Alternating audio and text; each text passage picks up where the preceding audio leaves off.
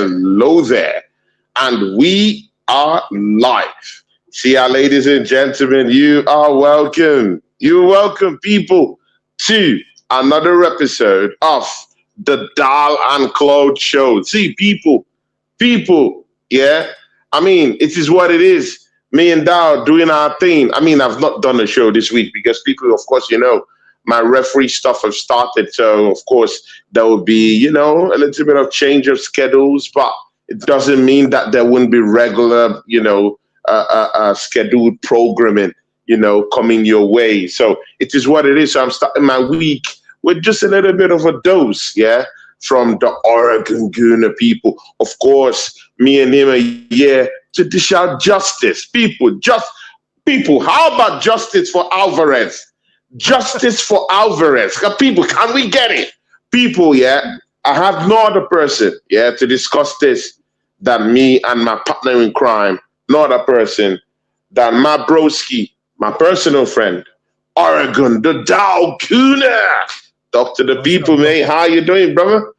And I like the hat. I like the cap, bro. I like the cap, bro. Yeah, my lighting's a bit off with the camera and the settings and stuff, but it's a maroon hat with the Hurley H. So I call it my Highbury hat because it's got like the Highbury maroon color to it. You can't really tell. I still think I may need to upgrade the camera one day, but yeah, the lighting's a bit dark today.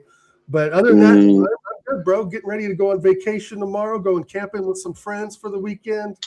Won't be home till Sunday afternoon, so this is my last day of work, so to speak. But yeah, not having any better, bro. Finishing my day up with my man TC. Cheers to you and cheers to Drew Gunner and all our friends in the chat. And yeah, ready to dive into this, bro. Looks like we're going to do some business here in the last week of the transfer window. I just got to say this, bro. Number one, I don't want anyone that doesn't want to join us. Right? Oregon, are we starting this the right way? I mean, come on, man.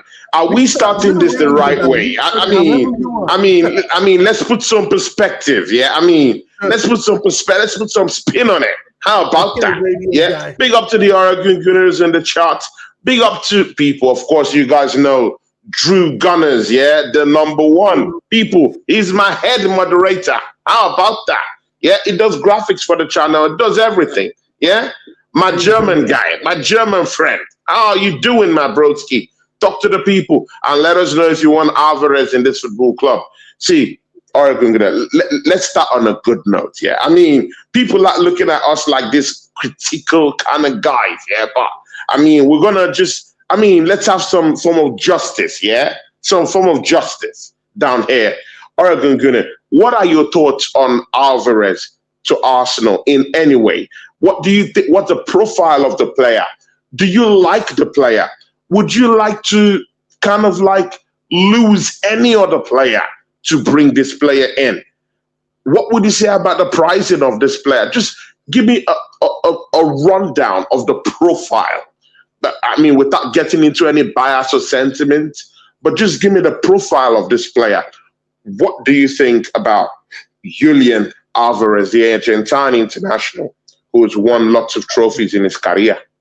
He has won lots of trophies. I think that he is a very mobile striker, right? He's quick on the ball. He's got quick feet. He has an eye for goal. He's won things for club and country.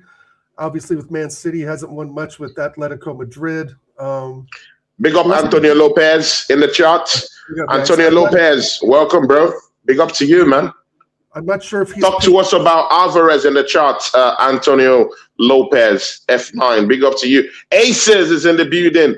Big ups to you. Talk to us about Alvarez. Gabriel Riley, big ups to you, my guy. Talk to us about no other person than Alvarez in the chat. Do you want to see Alvarez here? Oregon is taking us through that trip now. Yeah, Oregon, I'm sorry. I had to just pay the bills with the, with the charts. I'm not sure what he's won with Atletico. Maybe they've won a Copa del Rey. I'm not sure. Maybe someone in the chat can put in the trophies that he's actually won at Atletico. I don't think it's many. I know they haven't won the league with him. But obviously a World Cup winner for Argentina, just the previous World Cup. Yeah. I think that I think he's good. I think he would fit the system, right?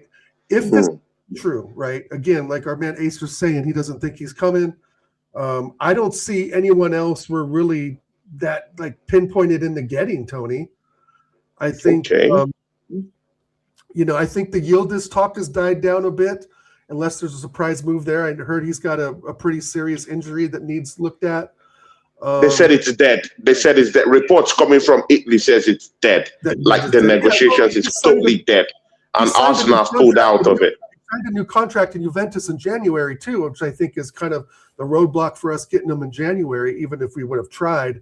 But Alvarez, I mean, I would take him. But like I said at the beginning of the show, I want someone that wants to play for Arsenal, bro. I don't want someone who feels like they're forced going to somewhere where they don't want to be, right? Because that's going to show in their attitude. That's going to show in their play.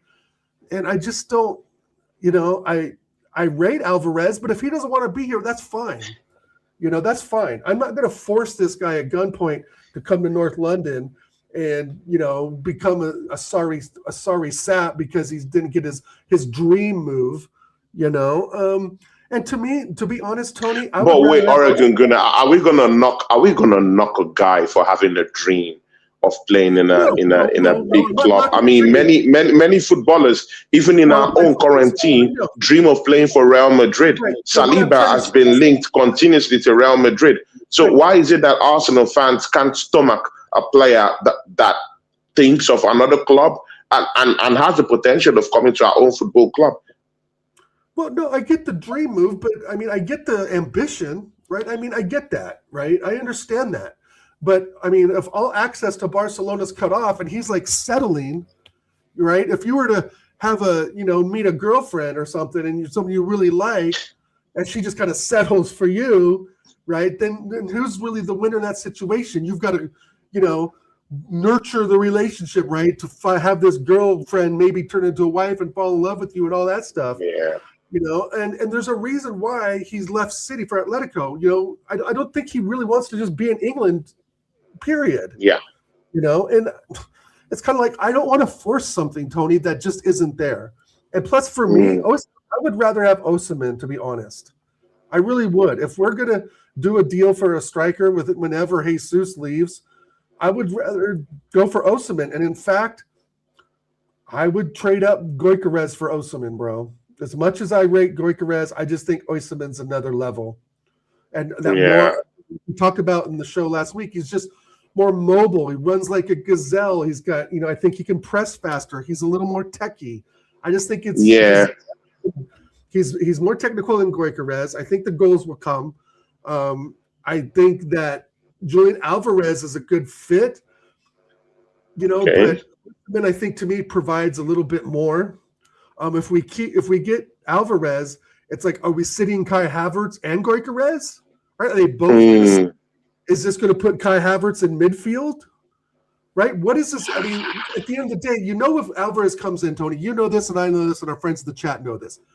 If Alvarez comes in, I still think he starts ahead of Gyokeres, which means Gyokeres is on the bench and Havertz gets forced in this team. And don't be surprised if that was to happen, that we would move Havertz to left wing. Right? And then not get that left winger that we've been chasing. Right? Because he's trying to fit Kai Havertz into any type of piece of the puzzle he can. He's trying to put a square peg in a round hole, no matter what. Right? I just wonder, like I said, we know, big up Normski, legend, big up. Big up Nomsky. Nomsky's back, people. Nomsky's back from the US. I mean, my guy went on a tour, to Jamaica, to the motherland, and he came back. Beautiful. Thank God for Johnny Mercies, and God bless Brad Nomsky. He's someone, I mean, I've not had the opportunity of bringing, I've invited him many times. Brother have said no. I mean, people, Brother Nomsky is like Vinicius Jr., yeah? It's like Vinicius Jr. I have to beg for this brother to come down here, but man says no. I mean, it is what it is. Same thing with Alvarez. We keep begging him, come down here. Man is saying no. I have my favorite. Let me get my favorites down. But I mean, see, shout out to Brian Nomsky. He's doing great things on his channel anyway, man. welcome back, Brother Nomsky. I think he had a great show just, a couple of hours ago or so. I think I saw a snippet of it. But big up to you, Brother Nomsky, man. Big up, shout out to the assembled who is down here. I want to see what you think. Here today is down here. Tell me what you think about Alvarez. See, Oregon, yeah. Are you willing? Because see, the willingness, of Alvarez to come in is something I can work with. Is Alvarez worth 128 million? Yes. Because that's another aspect of the whole conversation that we're not really talking about. It's how much it is. I think 128, 130 is probably a fair deal in this market for Alvarez, to be honest. I mean, you look at like Elliot Anderson for 117, Morgan Rogers for around 117, for an extra few quid thrown at Alvarez for a position that we really need, in some cases, improvement. But again, Tony, it's like if Alvarez comes in, Gyokeres is going to be on the pine. Yeah. And you know that Havertz is going to get fit in no matter what, at left mid, center mid, hell, maybe he'll start right next to Rice. We don't know. And that's the thing. I don't think Alvarez keeps Havertz out of the squad. But and I know, and our friends in the chat, like I was saying earlier, the only place for Havertz is up front because he doesn't know what the fuck he's doing anywhere else. I mean, and he's okay up front. He scored some decent goals, but it's not good enough. The consistency is not there. Gyokeres, if we keep him, I don't mind him coming on in the 72nd minute if we're, 2-1 up and need that goal or 3-1 and just kind of need to close out the game. That's fine. But I'd rather Gyokeres start. But I just don't think that's going to happen. Tony, I just don't see, like with Kai Havertz, especially scoring, against City, scoring against Coventry, and we're facing Villa. I'm pretty sure that Havertz is going to be the starting striker. And it's just weird to say that when Gyokeres had 21 goals in all comps last season. So I guess my point is that no matter who we bring in, if it's Alvarez, Osimhen, that he will find a way to fit Kai Havertz in there and put Gyokeres on the bench. And to me, it's like Gyokeres has already had one solid season in a system that doesn't, isn't conducive to the way he plays. We all know that, right? But at the same time, it's like, is Alvarez the missing piece to the puzzle? Is Gyokeres going to get those goal-scoring chances again? And for those 2 points, I'm not so sure, man. I'm just not sure. And that's why I would go all in for Osimhen, because we know what he brings. We know the dynamicism that he brings, and he's extremely mobile. I think he's better than Gyokeres and Alvarez. So I think people are concerned about Victor Osimhen's. People are concerned about Victor Osimhen's attitude, and of course, attitude also. What's Julian Alvarez might be a big factor for Mikel Arteta. Tony, I get what you're saying, but think of Julian Alvarez's attitude. As soon as he gets on the plane and then flies to London, what's his attitude going to be like? He doesn't even want to come here. I mean, we're again. I feel like we've been chasing Alvarez for so long. It's almost double times the fucking chase we put in for Vinny Jr. I mean, if the guy doesn't want to, I don't want to force a player to join us who doesn't want to be there, right? Because wait. Even if Alvarez represents the profile of the kind of player that would take Arsenal to a different level, because again, I'm not looking at the politics around or surrounding Alvarez to Arsenal. I'm looking at what he does when he comes to Arsenal. Is that kind of big time player that shows up in big games. He has the skill set. He can play through the right. He could play through the left. He could play as your head striker. He could play as your false nine, which is just in behind a main striker. So he could play in behind Gyokeres. He could play in behind Kai Havertz. That's if you don't really fancy Kai Havertz as probably your main number 9. So you could actually have Alvarez just play behind him. And he could also even play in that number 10 area, if Odegaard kind of like just misplaces his boots. He's a very dynamic player. I wouldn't like to miss. It's an opportunity to get this kind of player. I wouldn't like to miss that. Mostly when Arsenal is kind of like the only team in the run in getting this player, man. Well, I mean, if Arteta wants to go to a 4-4-1-1, yes, bring Alvarez all day. But I don't think Alvarez starts over Odegaard in the 10. Right? A 4-4-2? Okay, 4-4-1-1. Yeah, Alvarez behind Gyokeres, I think that works. And I've said that even last season, right? Even we were talking about bringing him last summer. So again, we've been chasing this guy for a while, and I'm not just chasing players. I want someone that's going to come in and fight for the badge, bro. And I mean, if Alvarez gets a nice weekly paycheck, I'm sure there'll be some fight there. But to say that Osimhen's going to come in with an attitude and Alvarez isn't, I think that's a little short-sighted because, at least Osimhen would want a new challenge. Yeah, Alvarez already been in the Premier League. He already won a couple trophies, I think, with City. So I'm just like, he won a couple of trophies, of course, with City. Unless Arteta changes, but again, there's no denying. Again, Oregon Gunner, there's no denying his quality when he was at Manchester City. And again, the proof in the pudding is that he played as a backup dancer, to Erling Haaland, And of course, everyone knows that Erling is the king when it comes to that striker slot for Manchester City. So for Alvarez to even get 17 goals in his first season for Manchester City, playing as a backup dancer, not as the first choice striker for Man City, but just playing, just behind Erling Haaland, in the pecking order, and he got 17 goals all competition. Yeah, it might not be the holy grail of the whole thing, but I mean, that's a testament to the kind of player he is to come from the bench occasionally and give that kind of numbers. So, and again, Oregon Gunner, man, let's don't paint this thing in a picture that it isn't. Gyokeres scored 20-something goals last season, 21 goals, but me and he struggled. He struggled in this system. Let's not act as if he didn't struggle in this system. He literally struggled. If the management is saying Alvarez is the guy to galvanize his team, change the way we play, he is the system.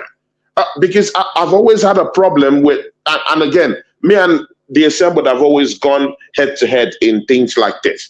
He says it's the system. I say it's the players that don't know how to engage in the system that the manager is playing in. Whether we like the manager or not, it's not the issue, or it's not the contention here. The contention here is that Arteta is already our manager. There's nothing we can do about it. We can't send the manager out. He just won the Premier League title. So he's going to be here. So we have to, endure the system. And for us to endure that system, he has to bring players that knows how to play in this system. Alvarez will understand the system, whether we like it or not. I think he's that kind of player that would seamlessly just capture what Mikel Arteta is looking for. And maybe that's why Mikel Arteta is going haywire for this player, man. Have you thought about it from that perspective, though?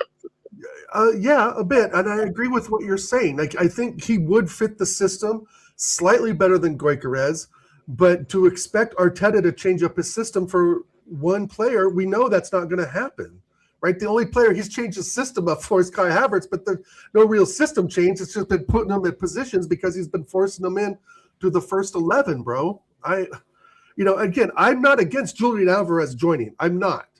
I'm really not. Right? I think if this is a final move we make, it enforces our strike force.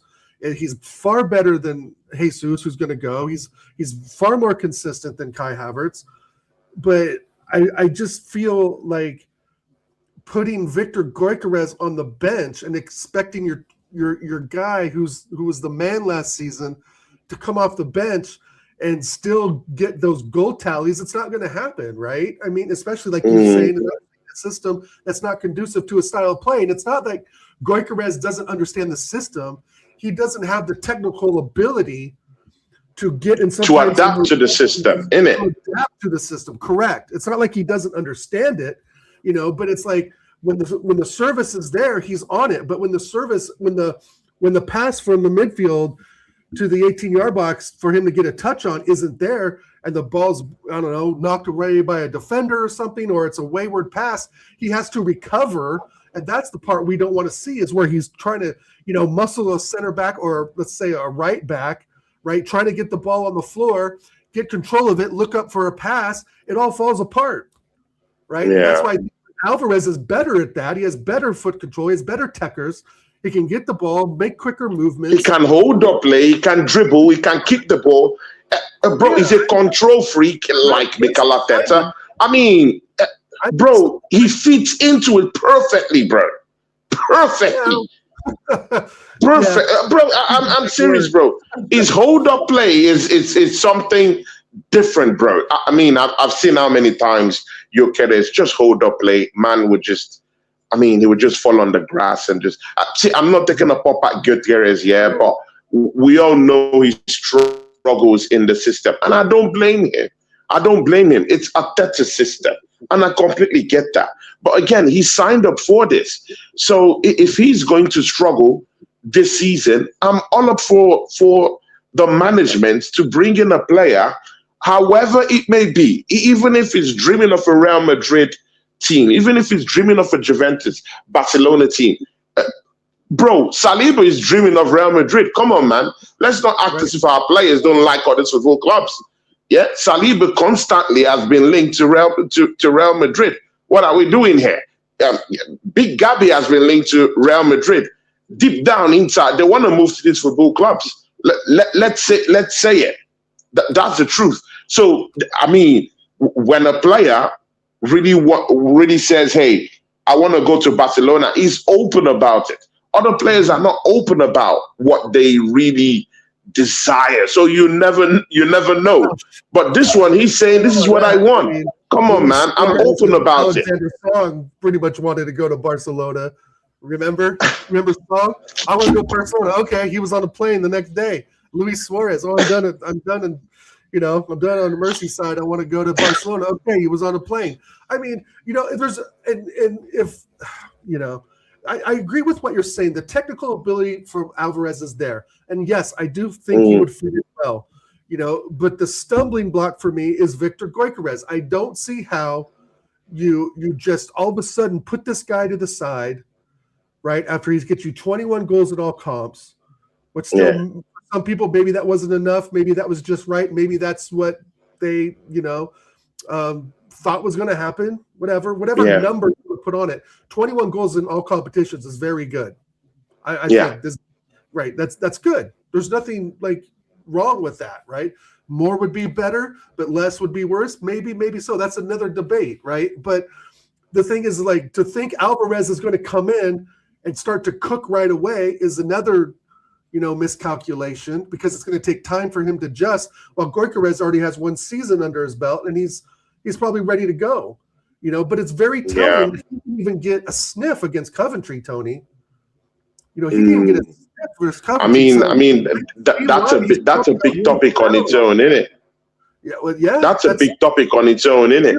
And he could have thrown him in for 15, 20 minutes. But do you think that the manager clearly understands that Gyokeres' mentality isn't really ready to start the Premier League campaign? Have you looked at it from that perspective? I think his mentality is fine. I just think that there's some tech issues with his feet, right? His hold-up play and just but there's also the other point, Tony, that we've talked about several times. Where's the service? Odegaard passing it. Where is the service? Passing it to the right. Where's the service? So there's a lot of factors that play in to Gyokeres not being the all-and-out striker that I think we need to be. But then again, I was just saying, 21 goals kind of negates that point, because that's still a very good return for a player's first season in the red and white. And I just don't want to see this guy just isolated to the bench, right? That's going to build resentment and so forth. And that happens in football. I'm not saying that's that's not something that doesn't happen, but I don't want that sort of turmoil in the club when we're trying to repeat, right? We're trying to be two-time Premier League winners. And I think that Julian Alvarez, not with attitude, but just if he was to come, would cause some friction in the attack for us, because now you're figuring out, well, where does this guy fit in? What kind of minutes am I going to get? And I primarily mean, obviously, for Gyokeres on that. And maybe even Kai Havertz, right? If Julian Alvarez is going to be, developed into a left winger or something, yes, I'm all for that, for sure. Even though I think Zolis is still our starting winger, but I think there's also that next level we can go to. And if Alvarez is willing to be a left winger, and we have Alvarez, Odegaard or Eze and Saka as our midfield attack, I'm good with that. Again, I'm good for the signing. Because Oregon gonna see.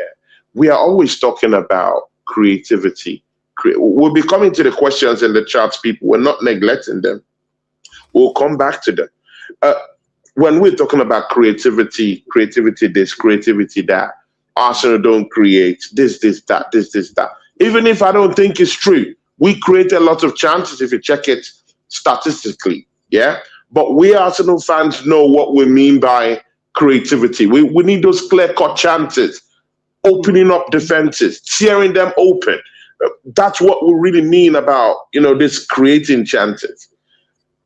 When you look at, if Alvarez comes to this football club, when you look at him, Bukayo Saka, and Sholis on the left-hand side,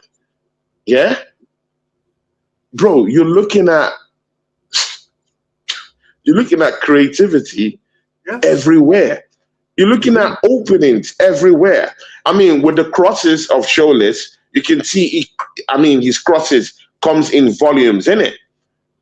Alvarez can flow through the wings anywhere, through the middle, through the left, to the right, anywhere, and create and even score goals. We've seen that. It's in his wheelhouse to do that. Bukayo Saka could also do the same too. Isn't that a frightening front three, bro? Yes, very much so. Very much so. I think there's goals galore with that. I think the like you said, the creativity is there. The goals can be there. Again, and it also depends on the defensive stance Arteta takes, right? Putting on the handbrake. Putting on the emergency brake when we're 1-0 up and we decide to sit back. How's that going to play into it this season? Maybe we won't be doing that as much this season. I'm not so sure. I would take a punt on Alvarez. Like I was saying, I would, but I'm just curious how he's going to fit into the side.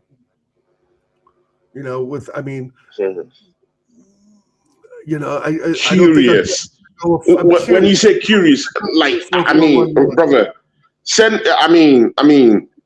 key me into that, bro. Key me into that. What do you mean? Shed light into that, bro. Well, I'm curious that first of all that he's willing to even join, and I'm curious that if it starts to go pear-shaped, are we going to go back to Gyokeres, right? Are we going to see if Alvarez, fails, if this experiment fails and we spend 128, 130 mil on a player that we're all thinking fits the system, right? We think this, but we have no evidence of this yet until he gets out there on the pitch in the red and white. Oregon, there is evidence. No. When you say there's no evidence, that's not true. There's evidence that Alvarez has scored goals in the Premier League. There's a guarantee. There's a guarantee for that. On Kevin De Bruyne, bro.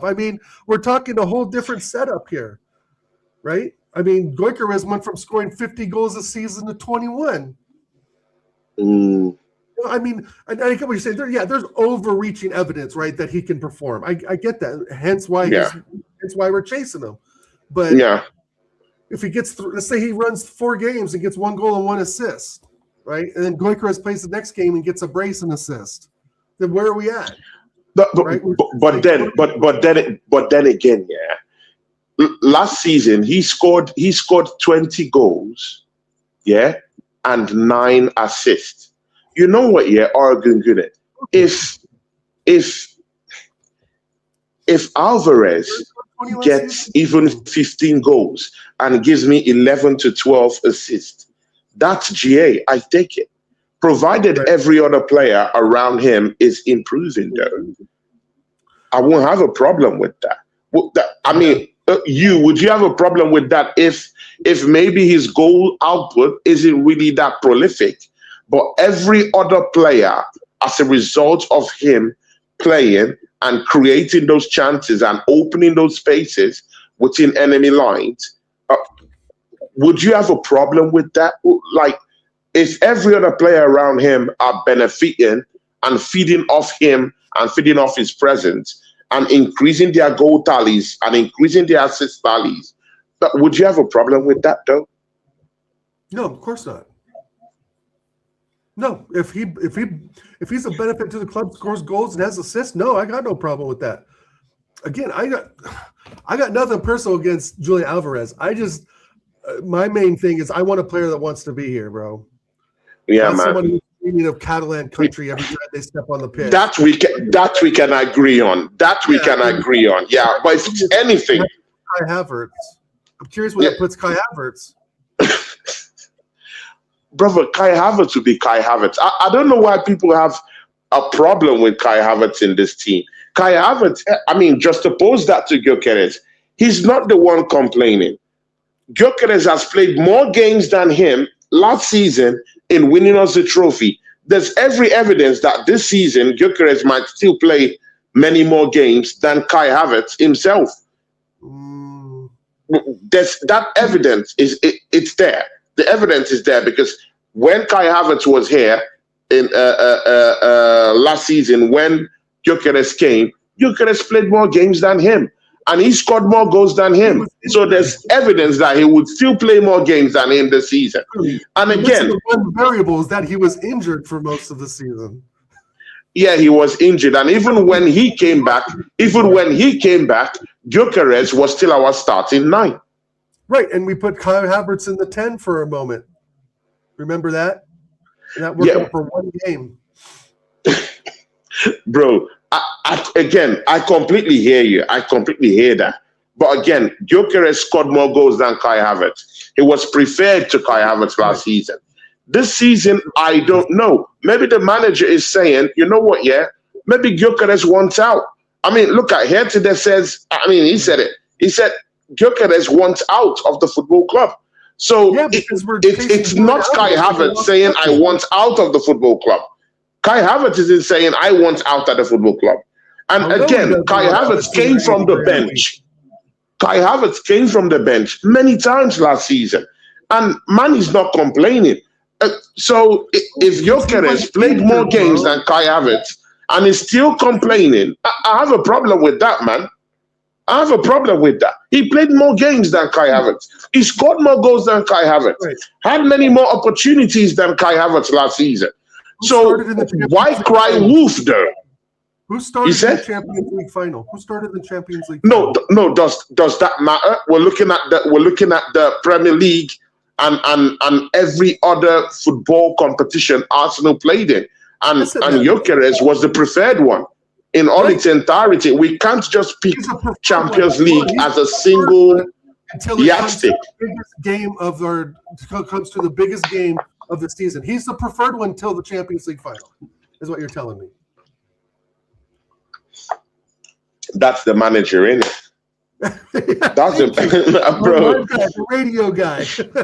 That's the manager, isn't it? Yes. That's the manager, isn't it? If it's confusing to us, Tony, it's confusing to the players. Let's be honest. Gyokeres is probably trying to figure out, I came here last season. I came from scoring 100 goals in 2 seasons. Granted, it's a different league under Amaram, who could figure out how to get me service. And then I come to North London, I scored 21 goals. I get us a league title. I get us to a Champions League final. And then you don't play me in the final. And then the first game of the season, you sit me on the bench without a sniff. What is supposed to think, bro? And then you're chasing Julian Alvarez like a fucking lost puppy all over fucking, Madrid. Oregon gonna Oregon gonna. This is the problem I have with our fan base, bro. Yeah, Oregon Gunning, yeah, this is the problem I have, yeah? We keep complaining we don't have world-class players in our team. We keep complaining that we don't have winners, people that will instantaneously change the game. Like in the Champions League final, we don't have that kind of marquee kind of player that will come in and turn everything he touches into gold. Finally, Arsenal is in the business of getting away the bumps we have in our team. People are still crying for Odegaard to be here. We'll touch all of that. Yeah, we'll touch all of that. Yeah, and now we're in, either by hook or by crook, we're in for Julian Alvarez, and we're still complaining. What do we want?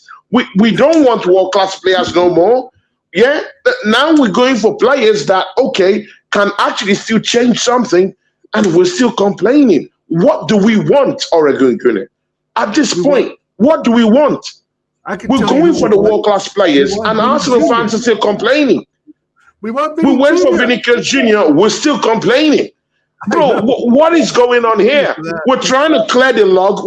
We've gotten ruthless. We're trying to clear the log. We're trying to push away Gyokeres Jesus and all these leeches from our football club, and we still have Martinelli sympathizers in this team. I mean, in our fan base. Bro, I'm not having all these things, my guy, bro. What is this? Oregon Gunning, put us into perspective. What do we really want, my guy? Because if we smell market opportunities for the biggest of players, why can't we be in that shout? I remember a couple of years ago, yeah, like 4, 5, 6, 7, 10 years ago, Arsenal was never in the shout of the biggest players in the business, bro. At least be in the conversation. If you don't get the player, be in the conversation. We were never in those conversations at all. And big-time players all went to football clubs that they deemed, oh, okay, you want me? You okay, pay the money. Okay, we go to the football club. Finally, Arsenal is in for the biggest players in the business. And we're dragging our feet, bro. If Julian Alvarez we're dragging our feet. If Julian Alvarez really wanted to be here, he would have been here June 16th, the day after the window opened. Nah. The deal it's a complicated deal. Okay, it's a complicated deal. Mostly when Barcelona is concerned in that deal, it's a complicated one. So bad, Tony. If Julian Alvarez was like, you know what, I see what Arsenal's doing. I've been talking to my people. My people have been talking to their people. I want to make the move to North London. It would have happened 1 week into the window. The guy does not want to be here. Plain and simple. He's being forced out at Atletico Madrid at this point because the fan base are about to hang him, right, and throw rocks at him, stone him to death because they absolutely hate him now.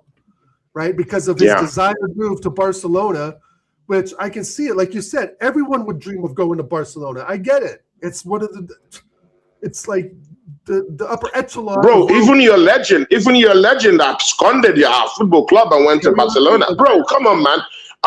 Bro, I don't see. Bro, I mean, when it was time, Fabregas said that he has the DNA of Barcelona. Bro, come on, man. We've seen this thing before. Let's not act as if we've not seen this theatrics of these players, their dream. Even our own legends have abandoned ship and gone down there to win titles, bro. Yeah. Fabregas went there. They said it is Barcelona, it's his DNA. Thierry Henry. I'm sorry I'm calling these names there, but they have to be called because I'm seeing lots of differences in how people look at this stuff. Thierry Henry left the football club. I respect Henry, but he left on to win Champions League in Barcelona. So let's not act as if these players don't have their dreams and aspirations. Why should we curse them for that? If we can be able to bring in the player, provided they help and galvanize our system, why can't we just try and bring them? We are trying to bring him. That's what the whole thing was about. And like we talked about 2 weeks ago, I think and I don't want to keep going back to Vinny Jr., right? I really don't. Yeah. But it's endemic of how we've operated this transfer window as champions, right? That's the whole frustrating thing is we're English champions Champions League finalists. Yeah, the Champions League didn't go the way we wanted, right? But those are one-off games anyway. But at the same time, now is the time to strike like a viper. Remember, we talked about striking like a viper, Tony. Right? We got to strike like a viper and get the players in we want. And I've said it a million times. I'm fine with Alvarez. I just don't know what that does to Kai Havertz. Does that force Kai Havertz in the midfield? And if it does, I don't want that. I don't want that. I would rather have Gyokeres. And again, like we're talking here, cool customer. Fans complain about lack of service when Kai Havertz plays up top. Why? Because the lack of service. We're not a striker-centric club anymore, right? It's all based around this U-shaped football and trying to, have goals spread across the midfield, which I'm fine with that when it works. It worked a bit last season, but it didn't work with Martinelli with 1 goal. It didn't work with Odegaard with 1 goal, who's already had his tally just last week already for last season. I mean, it just – and again, no matter – and we said this, Tony, last season. We sat in this exact spot with our our beautiful faces laughing at each other, saying that no matter what player Arteta brought in last summer, they have to adjust to the system. And I know that's true across a lot of clubs, but no matter what name is on the back of the shirt, they're either going to succeed or they're not. And to me, he has succeeded in a system that, again, it's not that workable for him. It's not that conducive to the way he plays.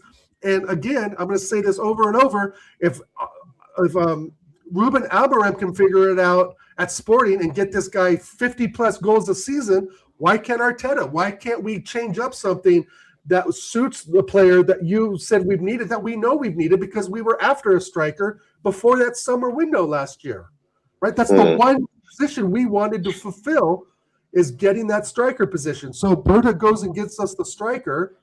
He comes back with a 21-goal return across all comps, and then he can't get a sniff against Coventry City or barely plays in the Champions League final. Make it make sense. And Julian Alvarez is supposed to come in and solve all these problems? I don't think so. I think Julian Alvarez is a very good player, but again, if that puts Kai Havertz... I mean, if Julian comes in and scores goals and helps our attack and holds up play perfectly and brings other people into the game, I mean, gets GA, gets goals, I mean, he solves the problem. He solves the problem. I mean, solving the problem is not hocus pocus, isn't it? It's goals and assists, isn't it? And helping other players around you. TV. It's not going to change, bro. Arteta's not going to change up a system that he now has data from last season that won a trophy. So he's like, why would I change up something? And that's why I said Alvarez is the system. That's why I said Alvarez is the system. It is the system. It is going to win in the system. He's a more mobile kind of player. Gyokeres is not mobile. It's too stiff. I understand what you're saying, but I don't believe it's too stiff, bro. It's too stiff. Alvarez is a mover. He's a runner. I mean, he's a go-getter, bro. And he scores goals. So don't look down on his goal-scoring prowess. He scores great goals, bro. He holds up play perfectly. He brings other players around him. He could assist. He could score goals. He could play as a false nine. Bro, he could do all these things, bro. Let me ask the radio guy a question. And even the more reason why Kai Havertz should stay on the bench. If Kai Havertz is really your bigger problem, bro. That's even the more reason why Kai Havertz will sit on the bench. Who do you want? Let me ask the radio guy. Shout out the radio guy. Okay. Who do you want to sacrifice for Julian Alvarez to get put into the starting 11 week in and week out? What player are you willing to sacrifice? I mean, put on the bench. Bro, I'm willing to sacrifice Gyokeres, bro. I'm shameless about it, bro. I'm willing to sacrifice. Bro, come on, man. See, it's like our tears last season. Everyone, because we won the title, everyone have just totally forgotten how much we cried about Gyokeres not putting an effort in at the start of the season, bro. We all cried about this, bro. Let me ask you another question. So you're willing to, let me ask you to follow up. You're willing to sacrifice Gyokeres, which you just stated, more than you would sacrifice Kai Havertz, who has no fit in the team besides that striker position because we know that he is awful in midfield. He's awful in midfield. There's no other place for him, right? He's not going to play left back or center back or anything, right? So you're Oregon. That's unfair. That's unfair because that's unfair. That's unfair because Kai Havertz on the bench for Kai Havertz, who's injured. But Kai Havertz doesn't have a problem coming from the bench. That's what I'm saying here. Kai Havertz would not raise a voice. He won't even give you an attitude. He's ready to come from the bench. He's shown it that he's ready to come from the bench. And again, Oregon, let's don't act as if we don't, as if squad players, that come from the bench aren't a thing. No, let's not act as if players that come from the bench aren't a thing. I'd rather have Havertz. Kai Havertz can be a good squad player that comes from the bench to help out. Victor Gyokeres has right. My point being, in my opinion, I would rather sell Havertz or trade Havertz to Atletico and some cash for Alvarez, who I believe is a better player than Havertz, than get rid of the striker that we so needed last year, that we demanded for last year, that Berta got over Oregon, the line. you know that's not possible. You have a manager, you know it's not going to happen. You know that's not going to happen. You can't get a sniff against coverage. Well, yeah, right, because I know it's not. Again, I said in my humble opinion, I would be shipping out Havertz to Bayern Munich for, I don't know, what was he worth, 40, 45, if that, right? And put that money towards the Alvarez deal before I would get rid of Gyokeres. I'm sorry. Did Havertz have 21 goals last season? No, he was in a fucking hospital bed for half the season. Again, like he was the season before. And the 23-24 season when he came back in 2024 and we went on a 31-goal run and conceded 4 and we still lost the league. Yeah. That's my thing. I want to sacrifice Gyokeres. I want to sacrifice Havertz, and that's just a difference of opinion, right? And I get that. I get your points, like because Gyokeres is clunky, doesn't maybe fit the system as well as Havertz. I understand your points, bro. I really do. But in my opinion, I think it's time for us to get rid of. Maybe it's not time to get rid of Havertz. Anytime's a good time for some of our fans and our friends. They just absolutely want nothing to do with 29, and I kind of get that. But at the same time, Oregon, he scored a goal against. He scored. Oregon. He opened his account against Coventry this season, bro. He scored a goal, bro. And if he's my backup striker, I don't mind him scoring a goal or two. What about Gyokeres being your backup striker? He doesn't want to be a backup striker. Does he strike any? He doesn't want to be a backup. Bro, he's made it known. He wants to leave. No, he's the one complaining. People, am I mad or something, people? Gyokeres has been the one saying he wants to take this, through intermediaries, that he wants to take that Barcelona move. He would release the swap deal with Alvarez. He wants out. He wants out. He sees his position under threat. Because he sees his position under threat, Tony. In a way, I think if it was Kai Havertz... This is a big freaking football club. You shouldn't be afraid of competition. And when you're Premier League champions, you should welcome competition. It should be something that drives you there. It should be something that drives you there. So, bro, if he's quitting because he sensed that his position is under threat, then that tells me about your competitive spirit. You should be competitive enough. I'm serious. I'm serious, Oregon. You should be competitive enough to welcome competition, bro. Right. I guess it will only help us. Understood. But we talked earlier about the numbers that Alvarez has, right? And then we've talked a bit about the numbers that Gyokeres has, right? And we've talked about we talked about the numbers that Kai Havertz has. Granted, he was injured for a lot of the season, and that, of course, extra numbers, right? If you're not playing, you're not getting the GA, etc. But what I feel is like, if Gyokeres can pop in 21 goals in a system that we both agree does not play to his strengths, I'm willing to sacrifice Havertz first. And again, and I'm willing, and I'm willing for that. But we know it's not going to happen because we have a manager who somehow is stuck on using Havertz. And we have to put a touch of reality into this thing. The manager is not going to allow him go. So we're stuck with Havertz, innit? Yeah, me too. I would like to sacrifice Havertz, but we would not be in touch with reality if we're saying that. So, I mean, it is what it is. I'm a realist. I mean, I'm not saying I'm a realist all the time, but I mean, let's be real. Come on, man. He's not gonna sell Kai Havertz. Come on, we know this, bro. We know this. And again, I'm open to the idea of Kai Havertz as a squad player, though. Not as our number 9, but as our squad player. Someone you could just throw in the 70 or 80 minute. Just go out there and do one or two things. He's not bad as a squad player, though. Now you're saying Havertz and Gyokeres are on the bench because of Alvarez, so they both should be squad players. I mean, bro, you know what? Yeah, let's say Jesus is going out, and we're bringing Julian Alvarez to be a replacement for Gyokeres Jesus.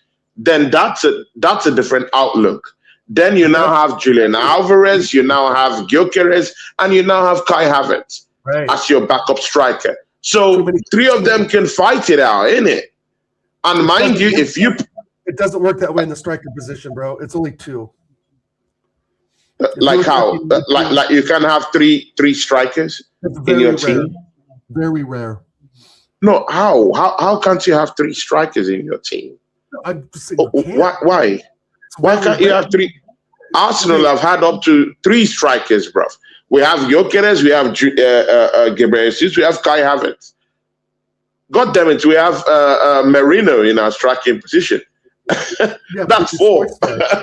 So why can't we have 3? Why can't we have 3 Oregon Gunner? It's rare for a big club to have 3 top level strikers. It's a rare thing. City didn't top level. Oh, suddenly Kai Havertz is top level now. Well, he's considered that. Suddenly he's top level now. Okay. Okay. He's considered that by Arteta. Okay. Okay. I mean, Oregon, don't shoot yourself in the foot now. Come on, man. Don't do that. They're always ranked. You have your first striker, your second striker, and your third striker. If Julian Alvarez comes in there, it creates a problem that Arteta's. It's a good problem essentially, but there has to be a sacrificial lamb in this, right? If Julian Alvarez is coming for Jesus, then basically he's third string essentially, right? Because Jesus was third string. Moreno was fit in, and I don't think he played striker once last season. I don't believe he did because he played. He played when Kai was injured, and he scored a few goals in the striking position. Merino. Last season or the season before? Last season. No, season before. Last season, yes, he came on. Even when Gyokeres was injured, he came on. He scored some goals before he got injured. Check it out. Let me know. Check it out. And he also got injured. He himself later got injured though. Right. I don't recall him maybe for 2 or 3 games tops, but I don't recall him having a for like 3, 4, 5 games though. I even remember against Tottenham Hotspur, he was even leading the line at that point. But again, maybe I'm making a mistake. I don't know, but it is what it is. But again, see, people, me and Oregon gonna have had a tense back and forth with this Alvarez issue, and people. That's what I wanted to spark. I wanted to spark a conversation, and people. You can see how the conversation goes with me and my brother Oregon. Sorry, I need water. With Oregon Gunner. I mean, it is what it is. We don't have to curse each other, but we can at least talk about these things holistically. See, Oregon Gunner, Martinelli is supposed to be off to Al Ahly. Are you satisfied with the way the football club has handled this. Before you go down there, this is a tasty question in a way, or a statement, and I want you to validate it from our brother, The Assembled. He says, I personally can't see how Arsenal are not going to retain the title. The real question is, does Alvarez have the missing piece to lift the Champions League? You see why that is a big statement, bro. Shout out to The Assembled. Yeah, big up Assembled, my guy. Personally can't see all the title. Oh man, that's a tough one. I would hesitant to say the missing piece, bro. But I think there is an addition there, right? There is something there that would get us to where we need to be. But that's different than get over the line, Assembled, as you know what I mean. I think that the Champions League is just such a one-off, right? It's just one of those things where you have a bad day at the office and you're done, right? Once you're at the group stage, a bad day at the office and you're done. I just, I don't think Julian Alvarez is going to keep us from conceding a penalty against Inter or somebody, right? So that's a real. You see what I'm saying? See where I'm going with this, Tony? It's I see it logically. Yeah. That he's going to come in and score a hat trick against. Yeah. I don't know, Bayern Munich or somebody like that. It's very hard to predict. But I do see, if he was to join, I do see a role for him in the Champions League. Absolutely. I think he would actually, if he had a really solid run in, that he would do really well for sure. But I'm hesitant to say that he would shoot us to a final, right? I'm hesitant to say that he is the missing piece because I still think no matter what players they bring in, they have to work this system. And the system worked pretty good in the Champions League, right? Going undefeated. I can't easily say that we're bound for European Cup glory with Julian Alvarez. I can't bring myself to say that, but he definitely would be an instrumental part if given enough play time, if the service is there. A lot of ifs, right? But again, good question.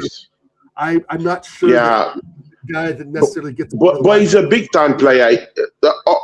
Oregon, I would like to defer in that, and I would like to go, through that journey with you in ascertaining, if he's that kind of guy that has the minerals. For us to live the Champions League, do you think he's a big game player? Is Alvarez a big game player? Really good question too. Do you think he's that kind of guy that could step up in big games, in a final? No, I'm sorry. In an Argentina versus Portugal, in an Argentina versus Brazil, is he gonna do that? Though I mean. Well, I'm putting you on the spot, right? I'm putting you on the spot, right? I mean, it is what it is. He scored against us. Don't forget, he scored against us in the Champions League. Let's not do that, people. Let's not do this, bro.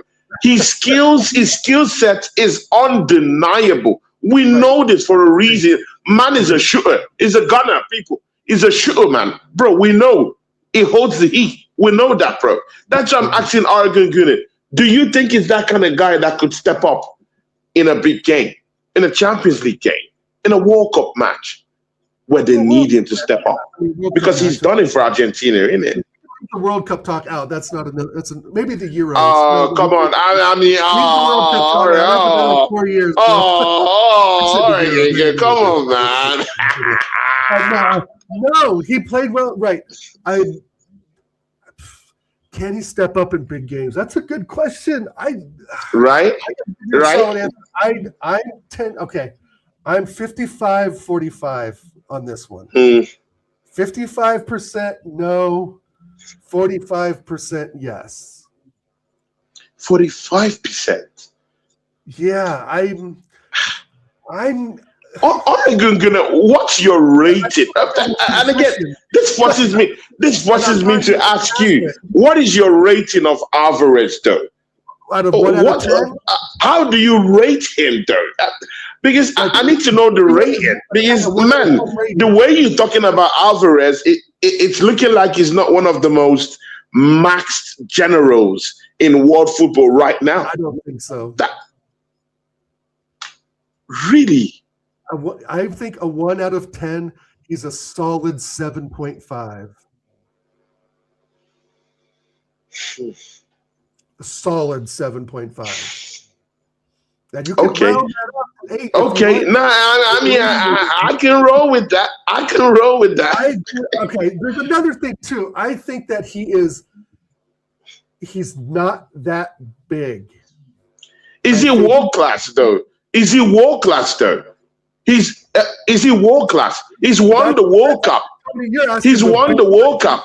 He's won the World Cup. He's won, bro. He's won the South. Bro, come on, man. Let's not do this. He's won the South American Cup, innit? He's won it, bro. Yeah, the Copa America. Man has won it. So yeah, he's won a Premier League title, bro. Oregon Gunu, come on, man. Is he a world class player, man? No. He's on the precipice. He's almost there. Oregon Gunu, you just said that a World Cup winner and a Premier League winner is not a world class player. Do the math again, my bro. I know. And a player who's worth 128 million, my brother. Even Real Madrid was not asking for that, bro. Come on, man. Hold on. Oh my days. For me is Thierry Henry, Zinedine Zidane. Come on, man. You know you can't compare world class right now and world class in those. Come on, man. We're not doing that. You know that. Come on, man. Oregon, come on. Oregon, you can admit these things, man. Come on, man. You can admit it. He's on the edge. He's on the edge, bro. I'll give you that. I'll give you, again, for me, it's just like. What would it take for a player to be a world-class player, though? He's kind of a purple patch player, bro. I think purple patch. Yeah, in my opinion, I know he's got some strong numbers. He's very good when it all works, but he can go missing. I think there is times where he can go missing, and all players do. And for the benefit of that, Tony, all players go missing. Oregon Gunner, man. Even Thierry Henry went missing in game. Absolutely. I mean, every player goes missing, man. But again, I hear you. I get your point, but I mean, solid 7.5, bro. Someone who scored in the World Cup, contributed enormously. Not that he was sitting down while others were scoring like Bacola in the Champions League. Man participated, won the World Cup. Players by the World Cup, Tony. They're surrounded by great. Participated in the Premier League and won. And you saying he's not world class, bro? He's won the Copa America. He's not world class. Okay. Bro, I wonder what's world class.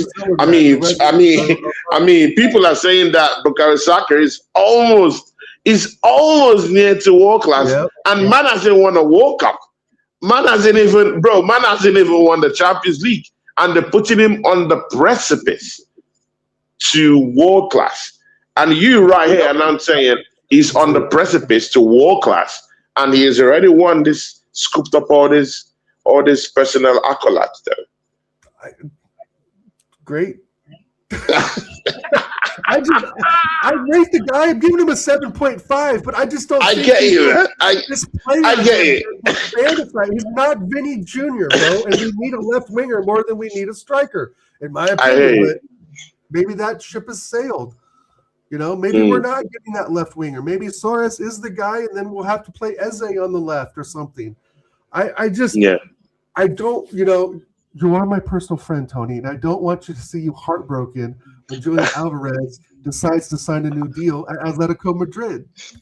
And everything all the fans want is for him to sign a new deal and stay. They're not telling him to go. No, they but don't want him to go, but they don't want to go through all this bullshit because they're wasting time to get in their player in the. I think the fans want him out. At this point, with what I saw, I saw them stone him with shirts, with pelts, with different things, bro. I think he has damaged seriously the connection to the fans. He's damaged that already.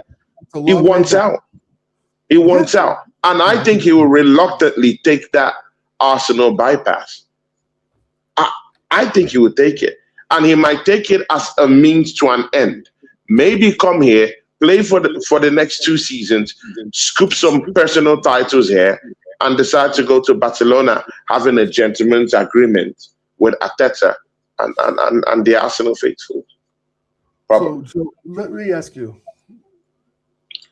do you really think then, if this Alvarez deal is gaining momentum, that Gyokeres is on his way to Catalan? Yes. Yes, I see that. Last 48 hours of the window, Victor Gyokeres makes a move to Barcelona. I see that because he wants out. His camp have said it that they want out. And if Alvarez comes in, he definitely knows that his chances of playing will be slimmer because now Arteta now prefers Kai Havertz to him. And bringing off Alvarez would just knock him down, in the pecking order. So Alvarez will play more games. And he wants to be the guy. And again, I have no problem with a player saying he wants to be the guy. But again, the thing about loyalty now comes to play. Okay, if you're saying these things publicly, I want to leave Arsenal, I'm flirting with Barcelona. I mean, it's not a good look on Arsenal, isn't it? No, not as you English champions. Why aren't we retaining players, especially a player that helped get us there? Right? Yeah, man.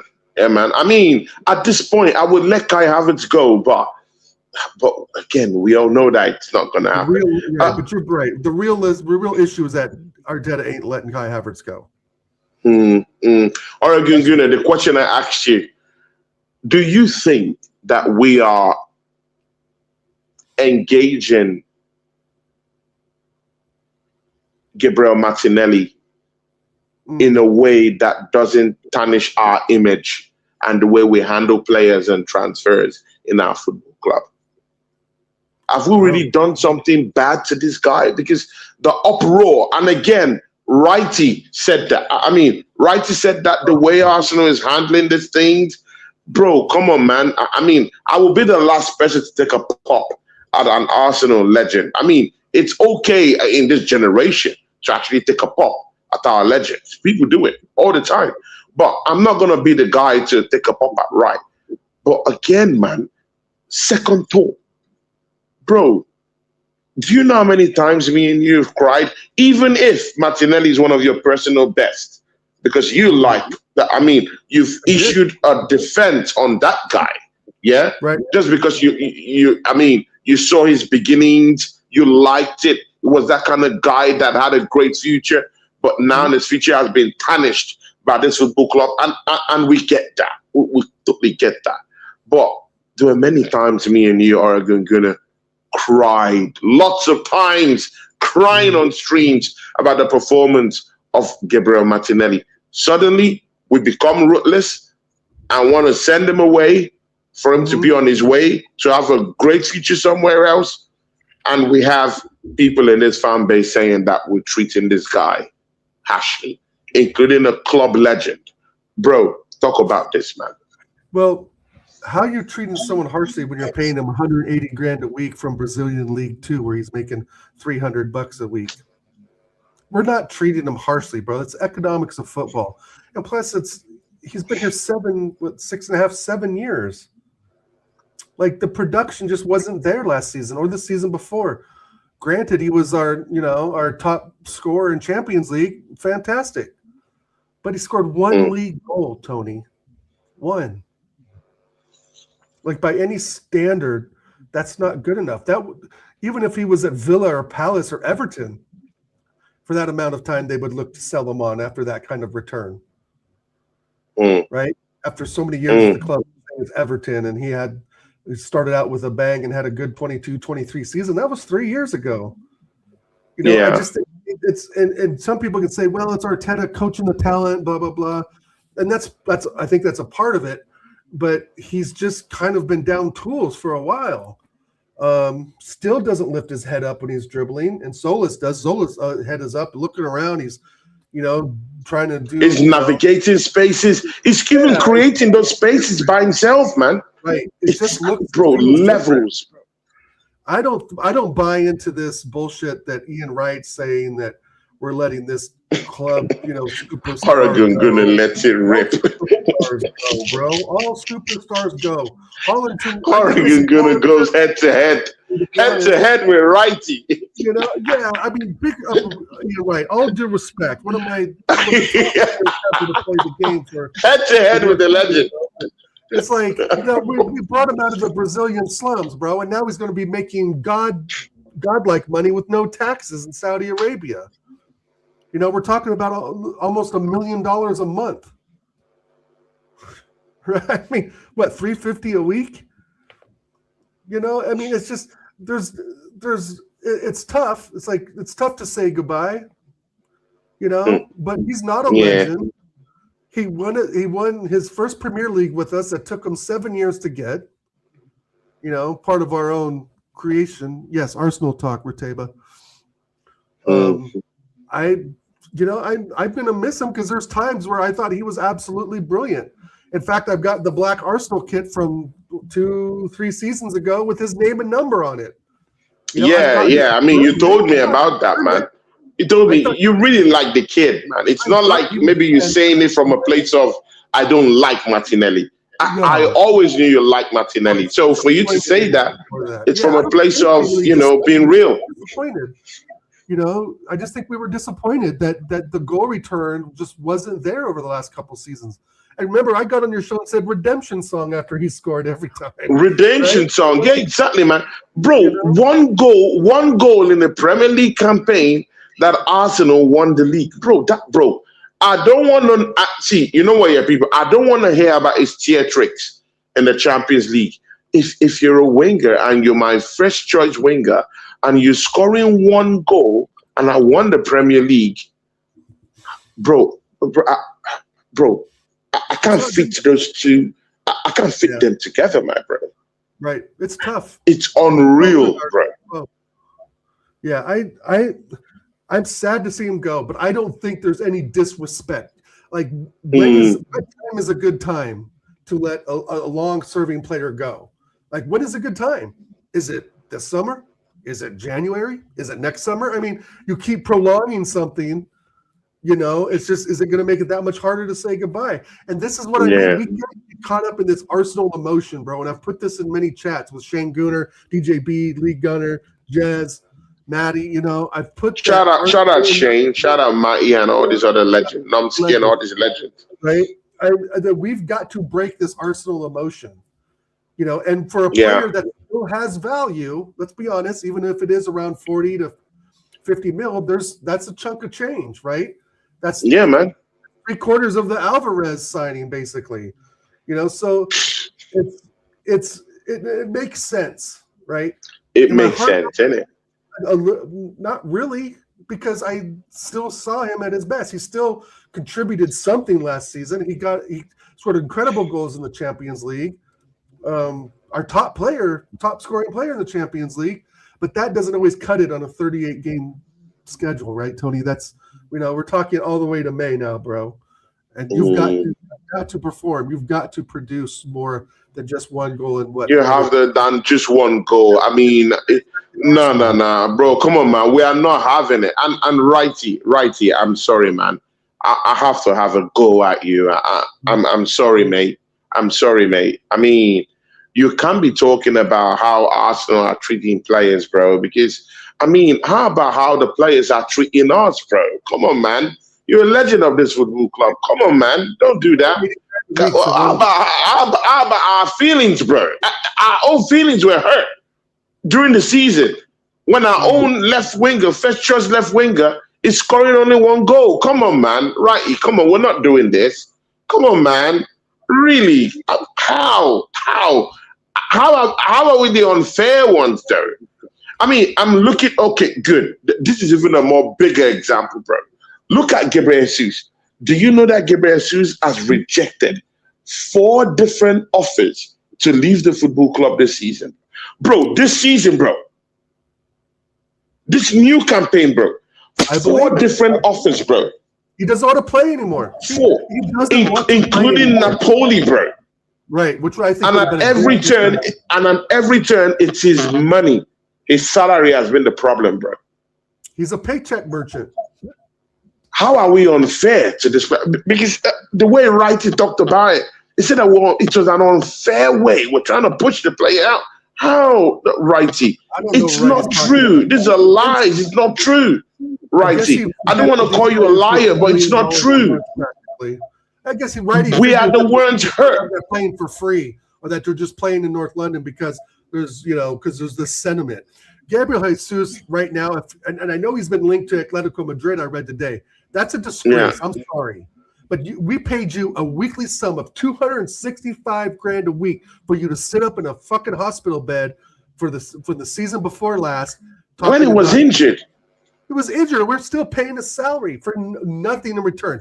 You come back in one of the last of the season before last. We face Villa. Arteta puts him back in as striker, puts Havertz in left mid, and what happens? We bottle the league. So I don't want to hear anything out of Gyokeres Jesus, bro. I'm not going to die for these paycheck merchants. And that's the same kind of thing I'm already starting to feel for Alvarez. If he doesn't want to be here, fine. Don't. Go sign the thing at Atletico Madrid. Make those fans happy and stay. Or go off to Barcelona, which we know is not going to happen. But Gyokeres Jesus is in the same boat for me with that, bro. You are not going to sit there and milk my club for nothing in return. And you're not going to fight for your third pecking order. Like I said before, it's rare that clubs have 3, again, which we would consider top. He said he loves Arsenal. He said he loves Arsenal. He said he loves Arsenal. I love Arsenal too. They're not paying me $200,000 a week, bro. You love Arsenal too. We work for a living. Our friends. Gyokeres Jesus says he loves Arsenal, bro. He wants to stay. He loves Arsenal. So did Eddie Nketiah. So does Reece Nelson. So does Fabio Vieira. Oh, my day. So did Mustafi. So did Sebastian Scolacci. So did Barclay Senya. So did Kieran Gibbs. So did Gail Clichy.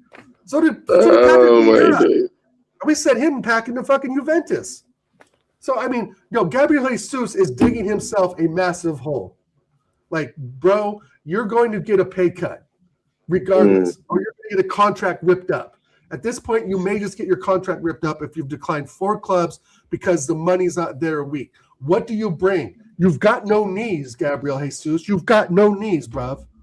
Like, what are you bringing? Right? You're 28, 29 years old. You're probably going to, sit on the bench anyway at Napoli because Højlund is there. Right? I mean, so it is what it is. It's just insane. I mean, it is what it is at this point, isn't it?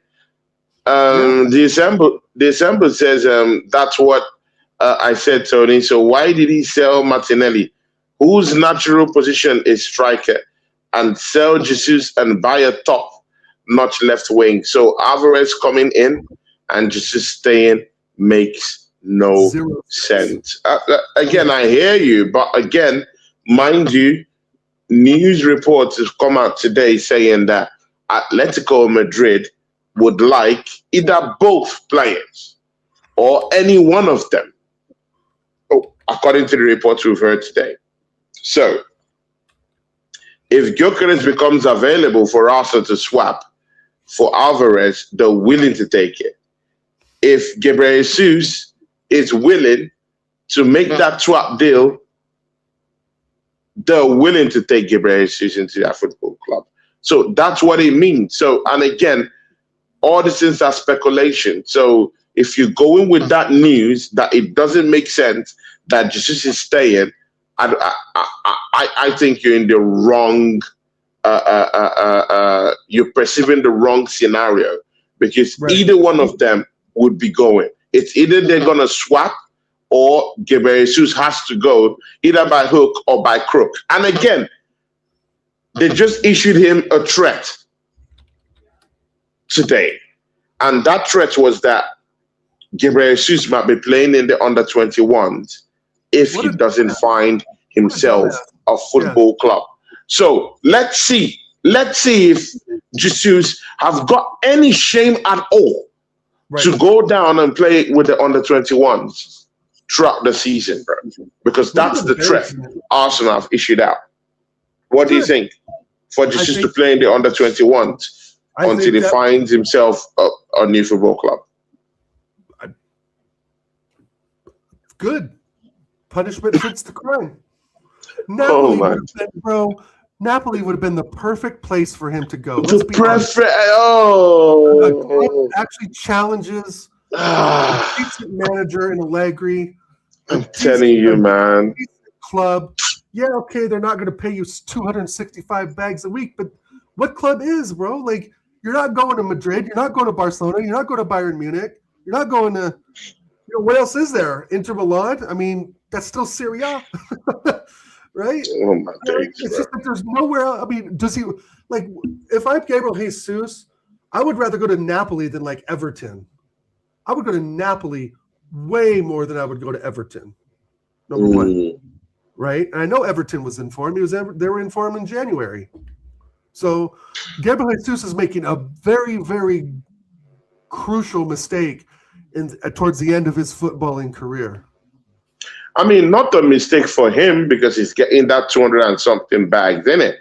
So it's not a mistake for him. Personally, he's gaining.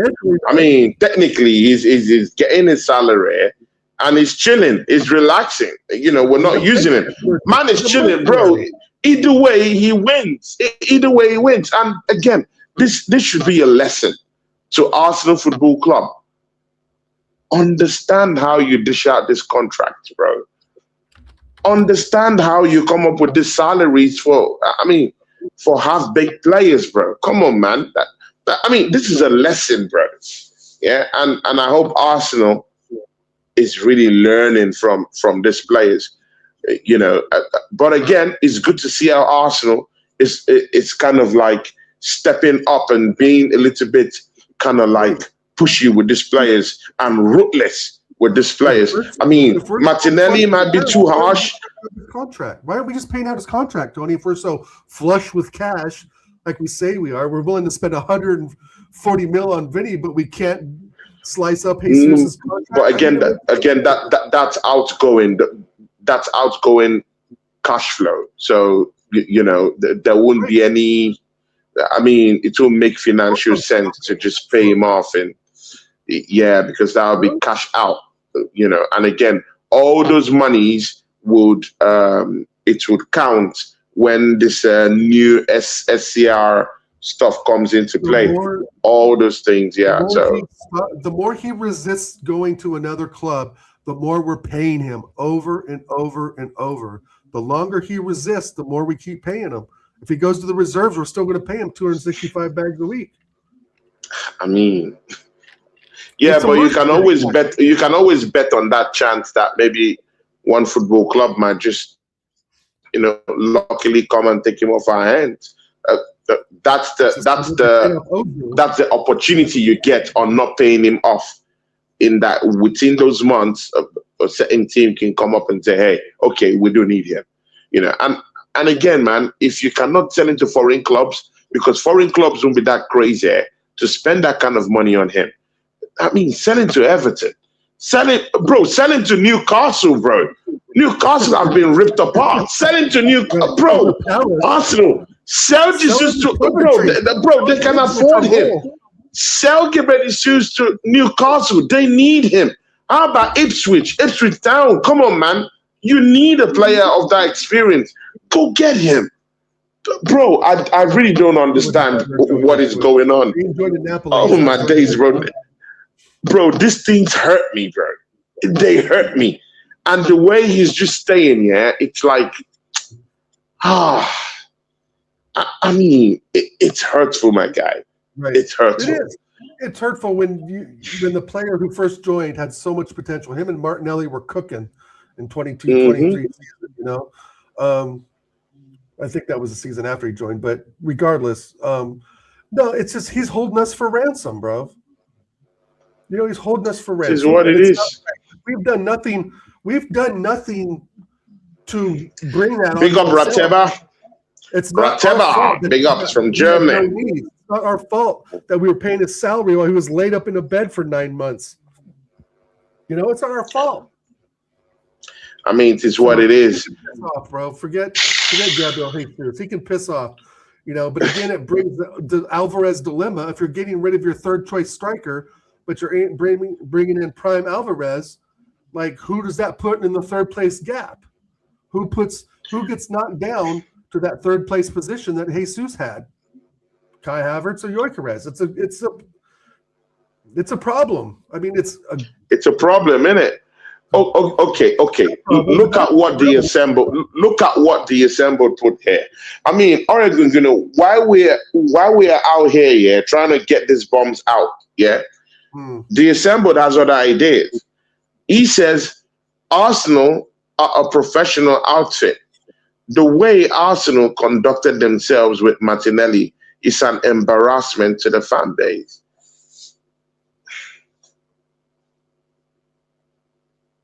Okay. I mean, that's all opinion, right? You can say he left. Like, I get it, but players don't want to leave willingly. That's fine. That's football. But what football and the fan base is different than the economics of football, as you know, assembled. Two different things, bro. You know. How do you get Oregon? How is it an embarrassment? Because if I say my mind, the assembled might read another meaning into it if I say something, you know, because these days it comes at me. But yeah, man, because if I answer that question, it might rub him off the wrong way, and I don't want to do that. I respect him. How is this an embarrassment, bro? That hey, you're not in our plans. I'm sorry, you have to find a football club. Bro, what is wrong in this, bro? He scored only one goal. You have been crying about this player. I have been crying about this player. Oregon has cried about this player. What, again, it boils down to what we really want as a football club and as a fan base. Martinelli's do you still want these bombs in this football club? Or do you want these bombs out? Which do you want? We paid $8 million for Martinelli. I think we paid $8 million for him, but we're done sending him off for what, 40, 45 mil? It's all public. How is that an embarrassment, though? It all comes out, assembled. It all comes out on Twitter.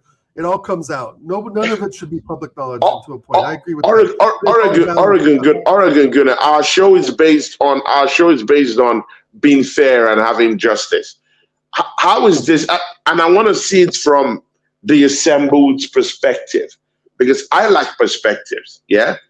And I don't think my own perspective is supreme. I don't think anyone's perspective is supreme, but you could see sides to it. I want to see the side where it is an embarrassment, the way we're dealing with this Martinelli situation. How is it an embarrassment, though? Can you explain to me how it is? Are you waiting for me? I don't think it is. I disagree.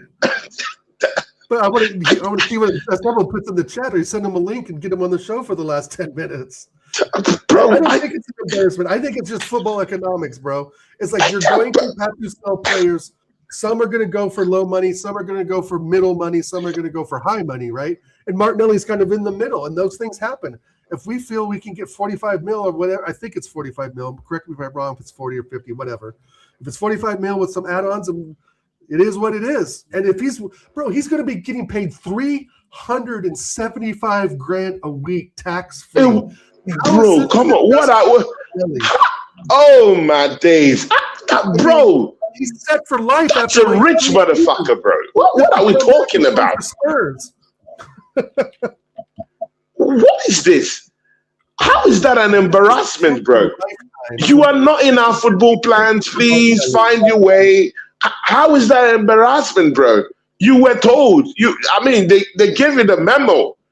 And it was either you left the easy way or you tried to make a rancor or a big shout about it. $500 a week. And the B-side. What are we talking about? Man is going to go relax with his wife and enjoy all that money. What are we talking about, man? He only scored 1 goal in the Premier League season. There is no embarrassment, bro.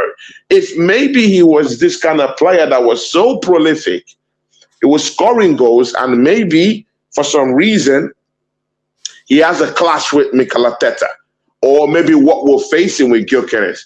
Okay, I hear you. That's a disgraceful scenario, though, with this Gyokeres situation, because he scored 21 goals. He helped us win the title, and look at us out here in a skirmish on whether to keep him in the football club or not. That's a big embarrassment and an indictment on the football club, both to the manager and both to the management. But for Martinelli, bro, 7 years. There's no embarrassment, bro. It is what it is. Like what Oregon says is basic economics, bro. I mean, bro, and that's even a bigger gain for Arsenal, because that would represent the biggest amount of money Arsenal would have received ever from any player ever. That would be the biggest ever. How is that an embarrassment?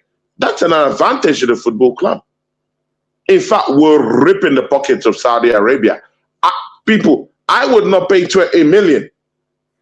Bro, I repeat, I would not pay 20 million for a player that scored just 1 goal in the Premier League. I'm sorry. But, and again, ask yourself that question. Why isn't other Premier League sides jostling for the signing of Martinelli? They can't afford Why aren't they putting up the cash, bro? Because of, like you said, the goal return, and they can't afford them. They can't afford the bad GA.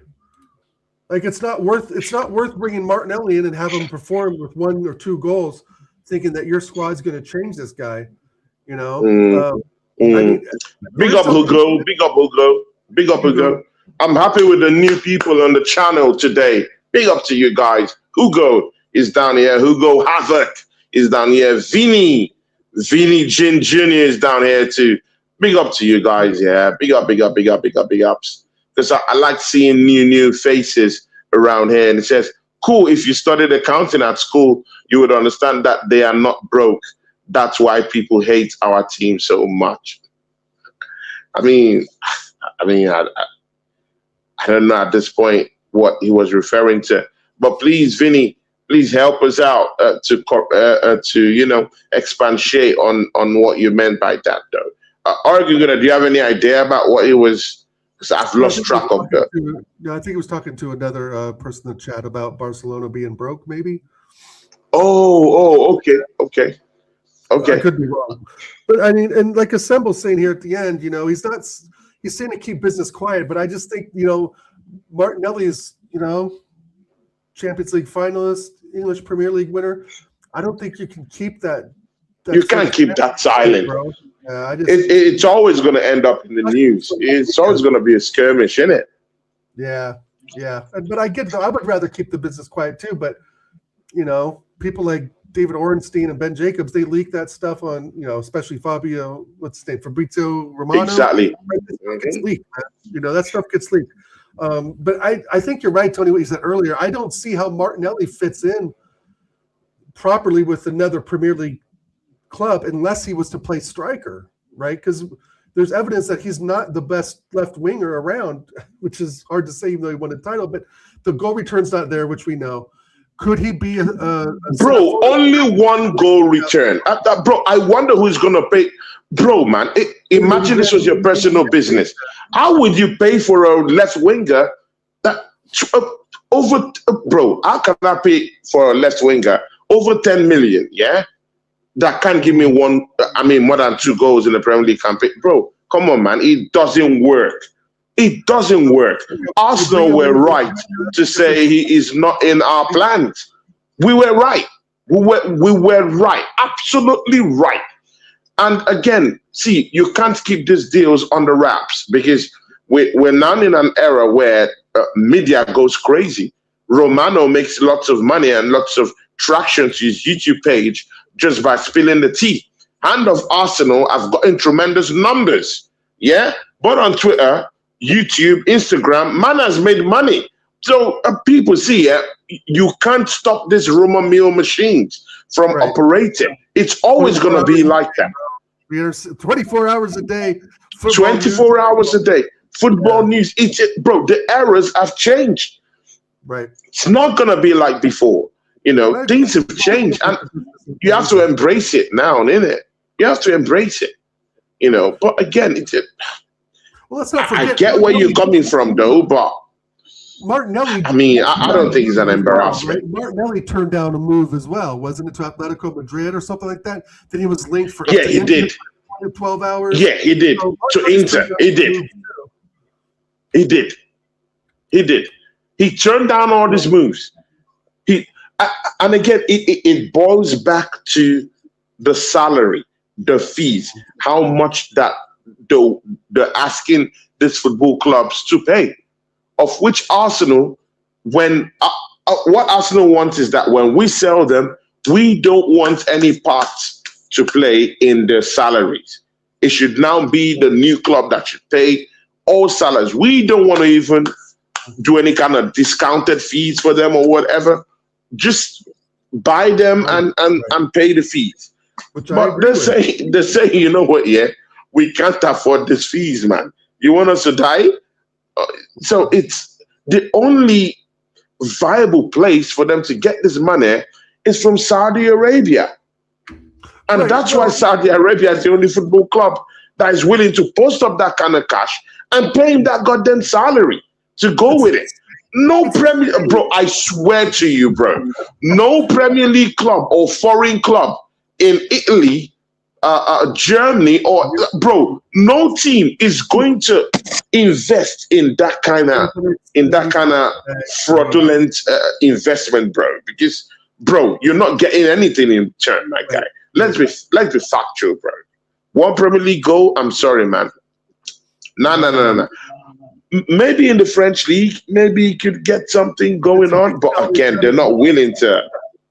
If he wants to go to Montpellier, he'll make 30 grand a week, and that's on him. But these guys aren't taking, but they're not leaving because of the salary. And again, that's bullshit to me. That's player power, right? That's pure player power, bro. And I don't believe in it. I believe to a point, but when you're 7 years at Arsenal and you've won 2 trophies, you know, the FA Cup, the league, if you want to count the Charity Shield's fine. So maybe 4 or 5, 4, whatever. But nothing really significant in there, right? We haven't won the League Cup. We haven't won the FA Cup since 2019. That's 7 years. We finally won the league under this manager. It's taken us 6 years to get there, which you've been a part of before the manager was there. You know, after 7 years at a club, bro, it's like your numbers are way down, but you're still resisting going to Inter Milan or Atletico Madrid just to take a pay cut, but to play probably pretty consistently. I mean, that's just mercenary tactics to me, bro. And I'm not here for that shit. Like, I don't agree with that, right? But I do believe in player power to the point where they do have a say in some of their contract negotiations. They do have a say in some of the bonuses, performance bonuses, and they do have a say in how their image rights are used. I believe in that side of player power. But when it comes to sales, bro, you're an asset of the club. It's not the other way around, right? You're not doing the club when you're getting paid 180 bags, 200 bags a week. Like, it's not a favor, bro. That's a payment. You're rich, bro. Bro, come on, man. Bro, I mean, I work my ass off and I don't get that kind of money. What are we talking about, bro? What is this? They're getting rich off this thing, man. What is this, man? The Assemble says, since you agree with Arsenal so much, I mean, people, the Assembled wants to, bro, man. The man wants to, he's like a lion. He wants to just tear me and rip me open today. But it's all good. He says, since you agree with Arsenal so much, do you think the Skelly business was right? Because Arsenal definitely put his name out there. How did you know that was Arsenal, though? How do you know that's Arsenal? I heard that it was Miles Lewis Skelly's camp that was shopping him around because they were unsure of the minutes he was going to get with Bruno Gomes arriving. That's it's not Arsenal, they assembled. You have to get your facts right. They're not looking to sell him on at all. They consider him part of the plans, especially this season. So, I mean, if you want me to believe you, okay. But I'm just saying, I've heard this. But the assembled, this is wrong, bro. And the assembled, when you say things like this, yeah, and a rival sees this kind of thing, they'll run with it. It puts the football club in a bad light. And it's been done by our own fan base. Arsenal never, ever put Miles Lewis Skelly out for sale, bro. It was never Arsenal, bro. It's his camp. And by his own camp, I mean his mother. Because his mother is his agent. Well, she's probably getting phone calls from United and Chelsea. Sure, there's always going to be exactly. She's getting those phone calls, bro. It's normal. All those players get phone calls if you perform. If you perform, exactly. They're getting the phone calls. So this is not true. If Arsenal wanted to sell him, you will be hearing about games right now. You'll be hearing, and again, when that link to Chelsea came, you remember that link to Chelsea, yeah? Mm-hmm. That came up a couple of weeks ago. You saw that link shut down almost immediately as it started, right? Because Arsenal told them, hands off this guy. We are not interested in selling. How would it be now Arsenal that would be the one that is shopping Lewis Skelly around? Not true, my guy. Not true. Not true. I think it was MLS camp that Oregon gonna throw in that argument to the guys because it's not true. No, believe me, it was Arsenal. Oh, the assembled. Says, oh, believe me, it's Arsenal. Not going anywhere, bro. I think that it's late for a Miles Lewis Skelly transfer. Oh my days, the assembled, man. Come on, man. The assembled. I know you watch these other channels. I know you do. I know you do. He watches all these channels, bro. Come on, man. And that's why I like myself. I think for myself, bro. And I'm not saying that because even me too. I go to these channels. I watch them. I support these channels. Oregon gonna support these other channels that you go to. I support these other channels you go to too.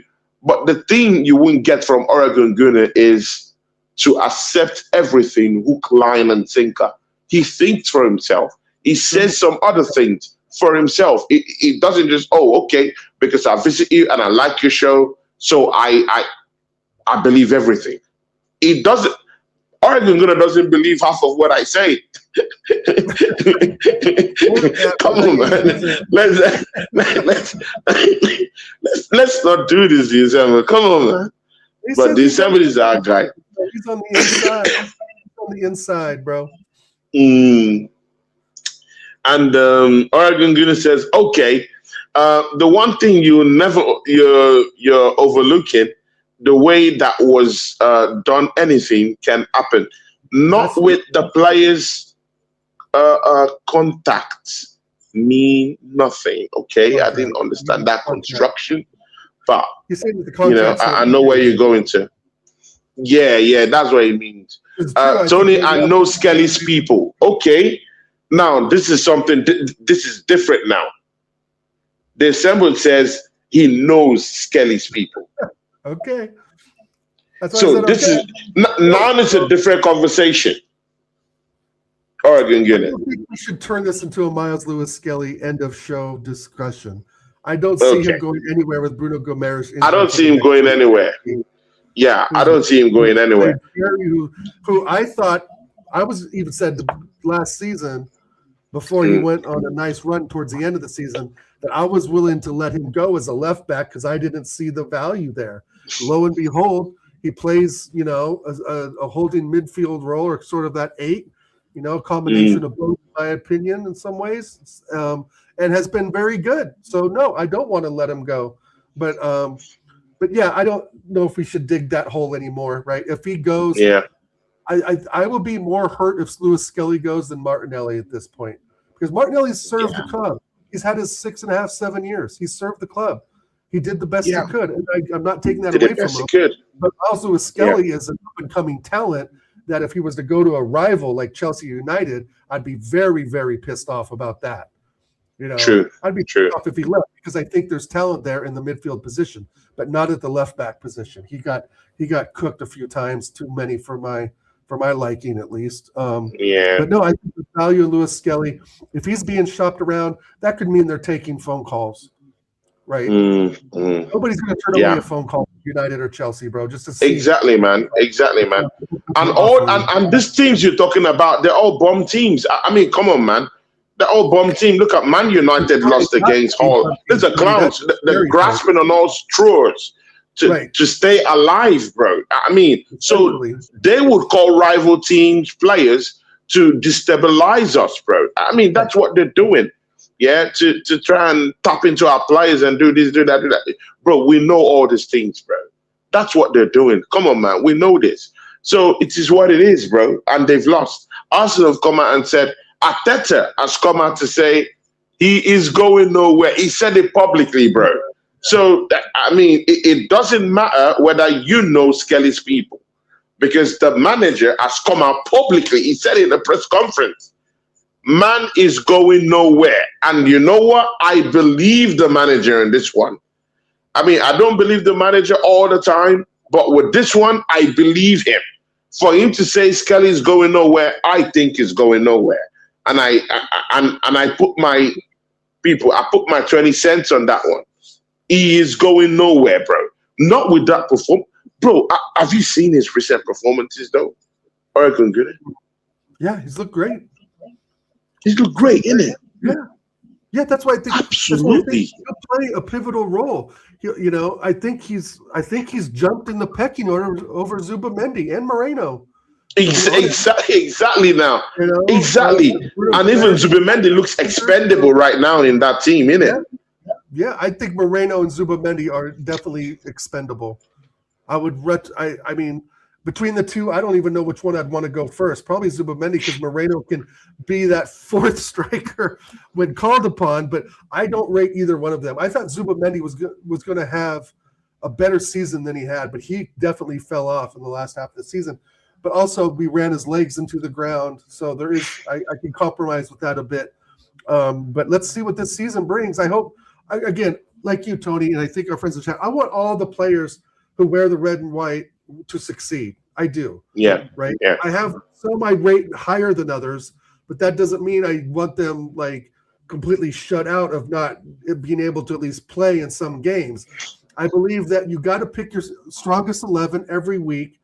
I think there's some adjustment to that depending on if you're playing Coventry, Ipswich, Hull, maybe you can throw Forest or Palace or somebody like that in there that you can say, okay, this is lesser competition. They're, 16th, 17th of the table, whatever the number is, that you can put in a Zubamendi instead of Louis Skelly. You can put in Eze instead of Solis. You can play down and over Saka. But those changes need to be incremental and rare, right? You wouldn't go change your whole, you wouldn't put Zubamendi and Louis Skelly in for Rice and Bruno against Chelsea, against United, against Liverpool, City, right? Makes no sense. Makes no sense at all. And I doubt you would even want to do that against any Premier League team, right? Maybe in some cup game, but whatever. But you get what I'm saying, right? You can make incremental changes based on fitness levels, but to do a wholesale change in a Premier League game, I think at this level, at this time, is crazy. We need to retain the title first and foremost, right? So we need to put out the best 11 we can, week in and week out. I don't need Moreno being in that equation, but possibly coming off the bench when we're up 2 or 3-0. And again, he's not complaining. And again, this is one thing we need to get used to. You need a bench. You need squad players. I mean, even Real Madrid have squad players. I don't know why this is even a big topic at all. You have to have squad players. And if you ask me, You know, people are saying sell Zubimendi. People, don't sell Zubimendi. You know why? Because we need squad players. Who is going to play Carling Cup, people? Who's going to play Carling Cup? Who's going to play the FA Cup? When these players go to Champions League and come back and are tired, bro. Bro, we can't afford to, lose track of all this stuff, bro. Because this season, we have to win. And if we have to win, it means we have to keep setting players, fitness levels. We've said this many times, Tony. It takes more than 11 players to lift a trophy. You and Exactly, man. More than 11 exactly. Exactly. And if Martinelli is going, that's one down. And many of the players are on their way.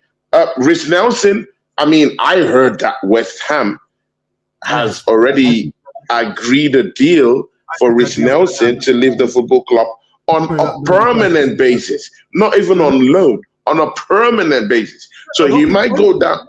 Season getting them back up. I know. Yes, that is the perfect fit. It's like Jesus going to Napoli. It's a good fit. It's a good fit.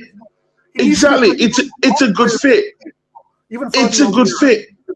It's a good fit. And again, I also heard that Nwaneri would be on loan to Newcastle United by the end of the transfer window. That's another one. And again, do you see why I don't believe this Mazzuwishkeli business? It's because you have Nwaneri leaving the football club on loan. You have Rhys Nelson leaving the football club. Definitely Vieira will leave the football club. Jesus will be leaving. Bro, so much outgoings. And you think someone like Mazzuwishkeli is going to live? I don't think so, man. I don't think that's possible. But again, let's watch till the end, innit? Yeah. In the famous words of Kanye West, I guess we'll never know. I guess we'll never know. See, Oregon Gunner, man. But Oregon, before you go, and before your prediction, because you have two things. It's not going to take time. Okay. Does Mikel Arteta get any credit whatsoever for these outgoings? For Martinelli fucking off the football club? For someone like Rhys Nelson, who has been a lich on so many managers in this football club, does he get any credit for getting these players off the wage book? I think the or is it that no, I hate the manager, he takes no credit? No, I'm not going to go that extreme. I don't hate the manager. I think it's more. I think we all know who the Deadwood is, and it's up to Berta to do his job more than it is Arteta to try to work out who they're going to go to, how they're going to leave. Right? Arteta told Martinelli, you're not needed. You're surplus requirement.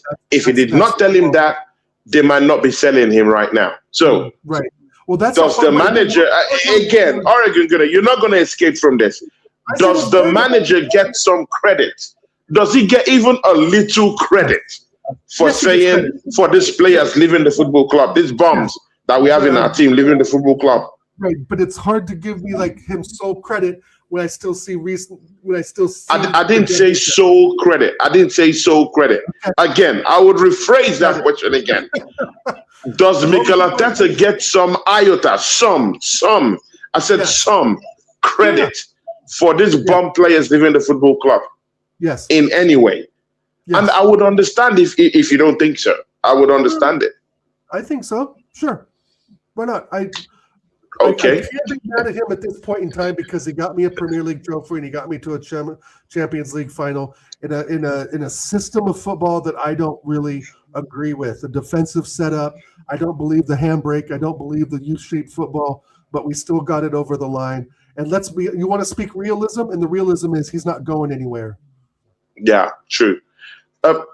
Oregon, look at this question from the assembled, because this is why me and him will wrestle all the time. Yeah, he says the domestic trophies are not what Arsenal want. We want the champions. Oregon, we went 22 seasons without sniffing. The Premier League, and then I don't know how to, because I want the domestic trophy. I'm sorry, mate. this season, I don't just only want us to retain the Premier League, I also want the FA Cup and the Carling Cup. But the assembled, maybe that's again, I want us to win the Champions League, but again, I still want those. I want to get my hands on those domestic trophies this season. How do you approach this? And again, your perspective could be different. I understand. I want them all. I want us to compete on all fronts. But at the same time, if we were to go to a let's say a League Cup final, I want to see us fight. I don't want to see a repeat of what we brought against City, right? We were cowards in that match, absolute cowards, right? I don't want to see us get knocked out by Southampton or a lower league club. So I just want to fight on all fronts. And credit when Nani is still here. I'm not going to base all of that on Nani. I can't. He goes for the low blow. Yeah, I mean, the December never quits, man. That's why I like him. Man. He goes below the belt and drops a punch. Yeah. When Nani is still here, but again, man, I mean, Nani stinks up the place. I mean, Oregon, man. Oh my days, what an awful signing. I mean, we have to say the truth where the truth. Where the truth speaks volumes, bro. I mean, come on, man. What a horrible player. But again, it's just what it is. It's not going to happen. But again, they said that Noni Madueke coming in that matchup against Coventry, he created more chances than any other player in the Premier League in this first round. Yay. That's what the stats say. Okay. I like that answer. Okay. Okay. So he starts being consistent and scoring goals on the regular. Oh my days. A face merchant and just a dribbler. I just don't. The Aces says, I just want Frotetta sacked quicker, the better. Okay. Yeah. I don't want the manager sacked after last season. How about that? The Aces. He won me a Premier League. And Aces, this is the thing, yeah. This is the thing. Yeah. When I was crying for a title, bro. Nobody gave me, bro, 22 years. No one gave me the title, bro. Yeah, all this manager, they all came and they left, bro. Including Unai Emery. No title, bro. But Mikel Arteta wiped my tears away last season. Come on, man. He wiped my tears away. I know it hurts. I know when I say these things, yeah. I know it hurts. I know it hurts. It pinches the nerves. I get that. But, I mean, he wiped my tears away.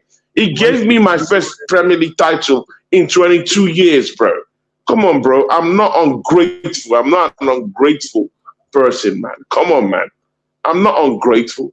So it is what it is. Oregon, before you go. Arsenal play against Aston Villa. Prediction for that matchup. What do you think, my guy? I mean, you predicted 4-0 against Coventry. 1 goal shy. Bro, close.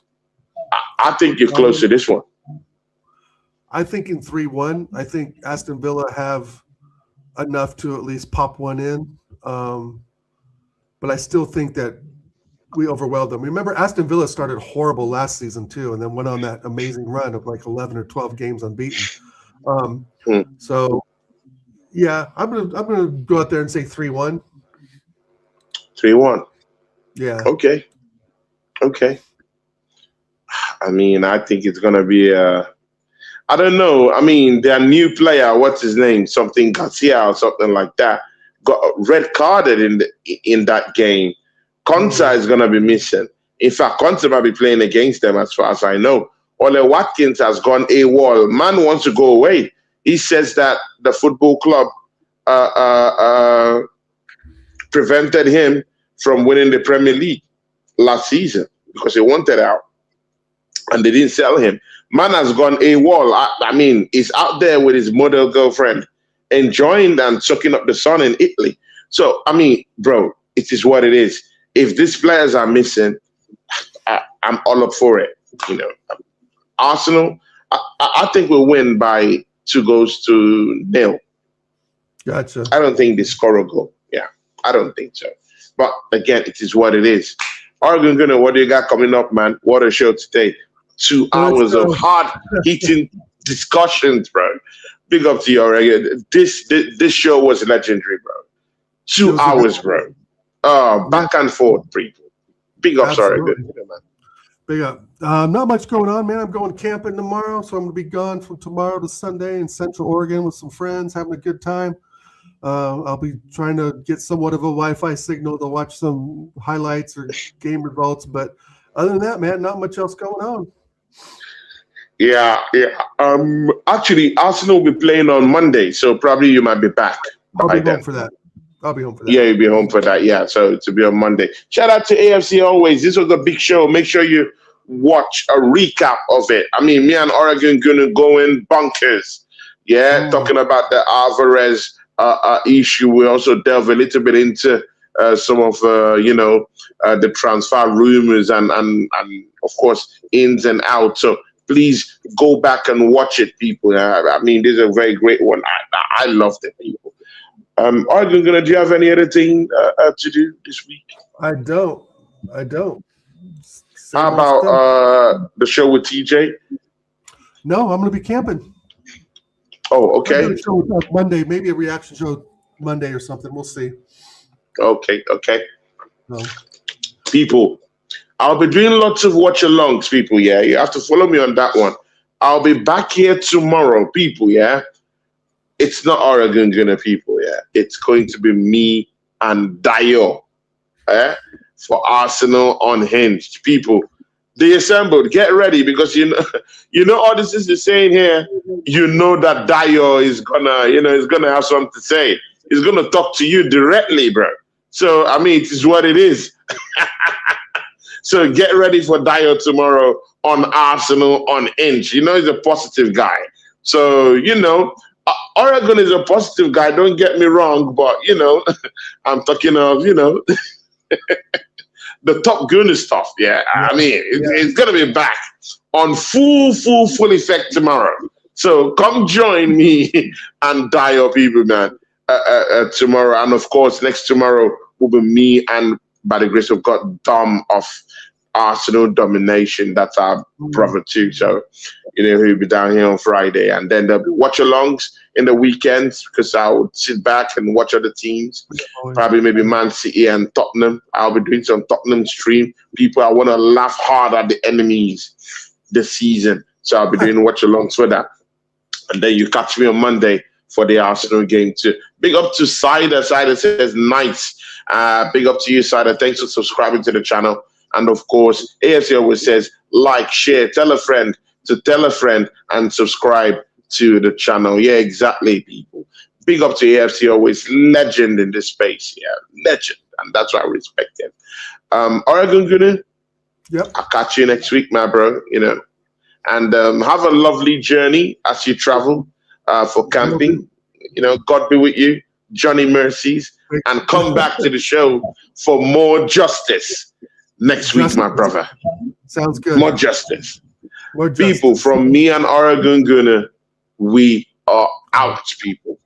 Catch us next week. Peace, people.